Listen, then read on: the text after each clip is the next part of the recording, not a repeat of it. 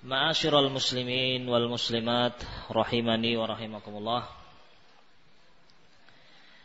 Alhamdulillah, setelah kita mengambil sejenak waktu untuk rohah, untuk istirahat, kita bisa majelis. Mudah-mudahan kita telah siap untuk kembali bersama-sama mempelajari perkara yang sangat penting ini. Taib. Dan pada pertemuan yang pertama tadi kita telah sampai kepada pembahasan beberapa pemikiran penyimpangan dari orang-orang Syiah Rafidhah, yang penyimpangan-penyimpangan tersebut ya ternyata menunjukkan betapa jauhnya dan betapa bedanya antara orang-orang Syiah Rafidhah dengan Ahlus Sunnah wal Jamaah, dengan kaum muslimin secara umum. Ya. Ma'asyiral muslimin rahimani wa rahimakumullah. Di antara yang tadi telah kita sampai kepadanya adalah bagaimana keyakinan mereka tentang sahabat-sahabat Nabi radhiyallahu taala anhum. Kita tambah sedikit apa yang dituliskan dalam referensi mereka, referensi orang-orang Syiah. Disebutkan di dalam riwayat kitab mereka, dalam kitab Rijalul Qissi, ya, disimpulkan ada riwayat dari Abu Ja'far Muhammad Al-Baqir. Ini penukilan yang dusta.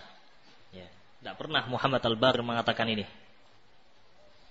Beliau mengatakan manusia, yakni para sahabat sepeninggal Nabi sallallahu alaihi wasallam dalam keadaan murtad, keluar dari Islam, kecuali 3 orang saja.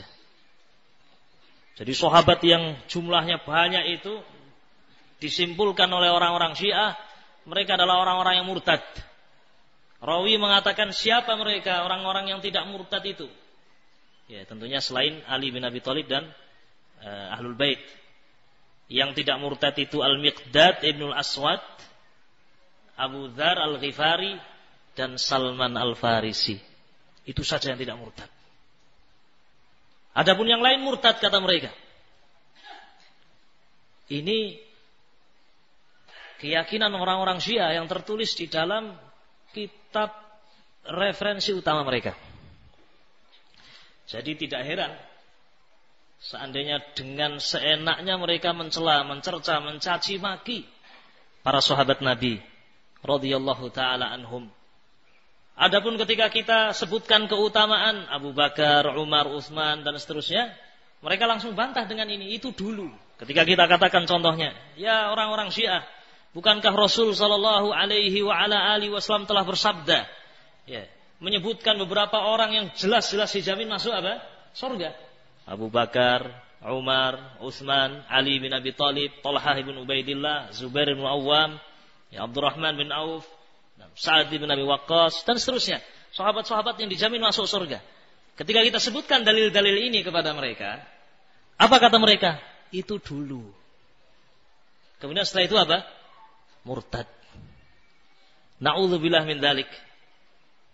Padahal Rasul sallallahu alaihi wasallam menyampaikan sabda, dan sabda Rasul itu wahyu atau bukan? Wahyu atau bukan? Wahyu. Yani dari Allah Subhanahu wa taala, jaminan surga itu dari Allah Subhanahu wa taala.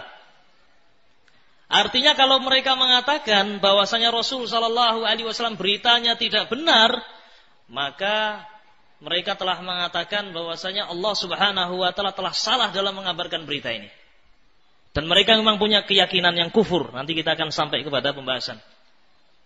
Jadi mereka punya keyakinan betul itu sabdanya Rasul, betul itu firman dari Allah, wahyu dari Allah, tapi itu dulu. Kemudian beberapa waktu kemudian Allah baru tahu bahwasanya orang-orang ini tidak pantas masuk apa?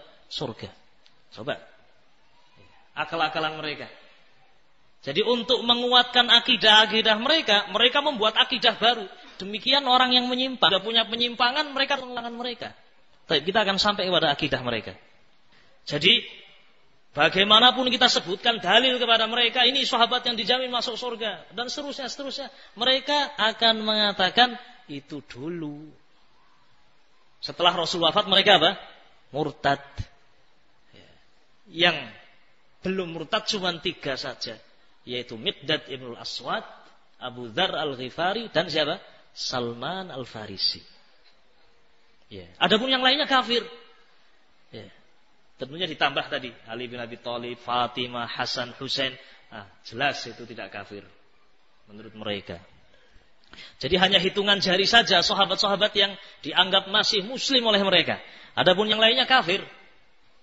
Ini tertulis dalam kitab-kitab mereka. Ma'asyiral muslimin rahimani rahimakumullah. Jadi pekerjaan mereka melaknat para sahabat, pekerjaan mereka mencela para sahabat, maka ini salah satu tanda yang sangat jelas, tanda yang sangat ketara dari orang-orang Syiah. Dimanapun mereka sembunyikan akidah mereka, suatu saat akan muncul, suatu saat akan keluar dari lisan-lisan mereka bahwasanya mereka ini mencela siapa? Para sahabat Nabi radhiyallahu taala anhum. Maka kenallah wahai kaum muslimin, ini salah satu dari pemikiran-pemikiran mereka. Kalau ada orang yang mencela sahabat, kalau ada orang yang menjelek-jelekan sahabat, maka mereka bisa jadi orang-orang Syiah, atau orang-orang yang tidak mengenal derajat para sahabat, atau orang-orang yang telah terbawa kepada pemikiran apa? Syiah, Rafidhah. Nah,